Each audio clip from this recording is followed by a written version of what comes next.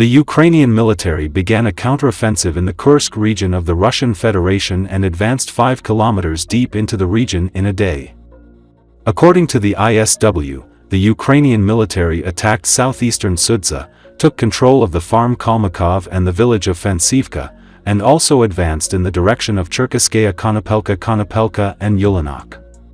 The Ministry of Defense of the Russian Federation said that the Ukrainian troops attacked in several waves using armored vehicles. Some Russian military bloggers claim that the ASU has already entrenched in Cherkasskaya Konopelka and Yulianok. The settlements of Yulianok and Cherkasskaya Konopelka in the Kursk region are under the control of the Russian Army, Russian Ministry of Defense released information. It was stated that the Ukrainian armed forces had deployed 2 mechanized brigades for a counterattack in Russia's Kursk region. All attacks were repelled. The Ukrainian side has lost 6 tanks and 14 armored fighting vehicles. Note that the Ukrainian army entered Russia's Kursk region on the border in August of last year. The Ukrainian armed forces were reported to have captured more than 1,000 square kilometers of territory in the Kursk region.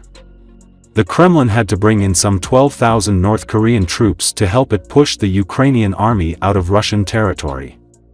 But after losing some 4,000 dead and wounded, the Korean troops were withdrawn from the front. One of their 3 brigades has been eliminated, others lost the ability to keep fighting and were withdrawn, the Ukrainian General Staff said.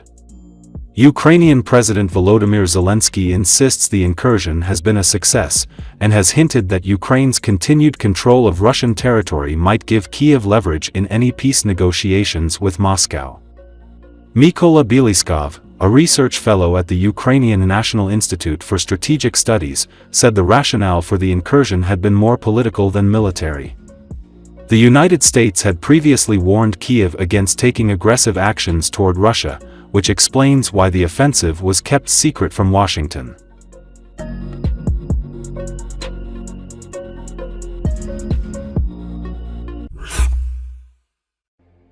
Russian President Vladimir Putin on Wednesday met with Kursk Governor Alexander Kinstein to discuss the situation in the region and support for evacuees from border areas.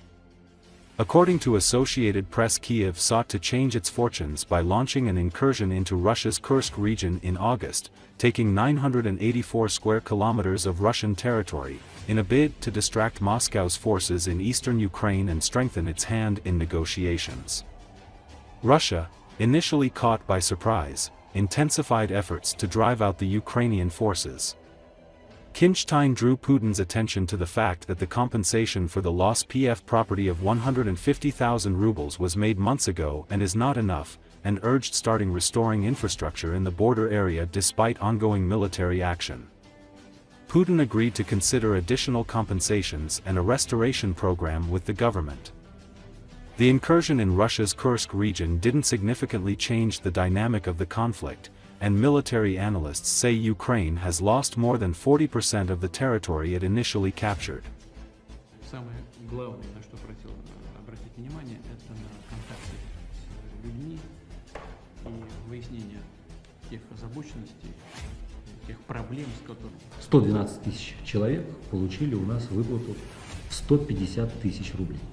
Это не единственная мера поддержки, и здесь я хочу вам сказать большое спасибо коллегам из правительства России за огромное внимание, за беспрецедентные меры помощи, поддержки и регионов, и, конечно, в первую очередь жителей, но те 150 тысяч, которые люди получили несколько месяцев тому назад, во многом уже ими использованы. Понимаем, что сегодня в силу понятных причин, в силу того, что идут и боевые действия, и наши воины героически освобождают Курскую землю, непосредственно сейчас приступить к восстановлению утраченной инфраструктуры невозможно, как невозможно сейчас посчитать объем затрат.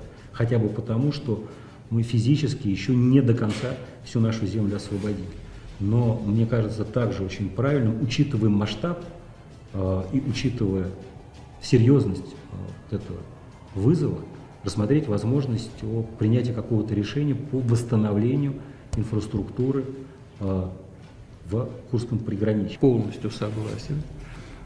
Такое поручение правительству будет дано, и прошу вас вместе с коллегами из правительства Российской Федерации эту программу восстановления приграничья проработать.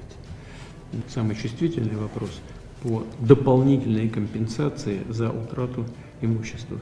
Вот этим назвали количество этих людей 112 тысяч человек, которые получили уже по 150 тысяч. Тоже согласен с вами в том, что, конечно, этих денег недостаточно. Поручу правительству прямо буквально сегодня, завтра, в ближайшие дни проработать все эти вопросы, и дополнительные решения будут приняты.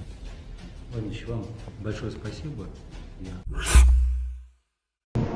About 8,000 North Korean soldiers are still fighting in the Kursk region of Russia, said the head of the main intelligence directorate of the Ukrainian Defense Ministry, Kirill Budanov, the war zone reports. He said North Korean military activity had slowed in recent days due to heavy casualties, but noted that media reports that the troops had not been seen on the front lines for weeks were inaccurate. We need to wait some time to see if there is a real change or if it is just a decrease in activity for a couple of days, Budanov said.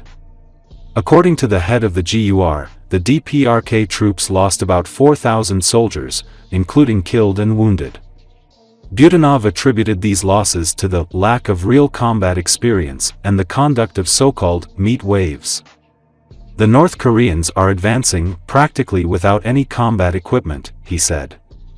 At the same time, Budanov suggested that the reason they are so willing to advance on foot against Ukrainian drones and artillery is their loyalty to North Korean dictator Kim Jong-un. While North Korean troop activity in Kursk may have slowed in recent days, Budanov repeated a claim he made last week that Pyongyang would send additional artillery and missile troops to Russia, as well as more artillery and multiple launch rocket systems.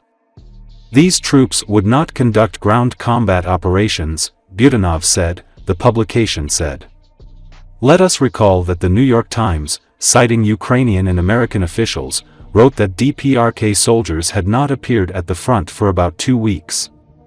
Later, this information was confirmed by the Special Operations Forces of the Armed Forces of Ukraine. Special Operations Forces speak exclusively for the areas where our units are used. In this regard, we report that the presence of DPRK troops has not been noted for approximately 3 weeks, probably having suffered heavy losses they were forced to retreat.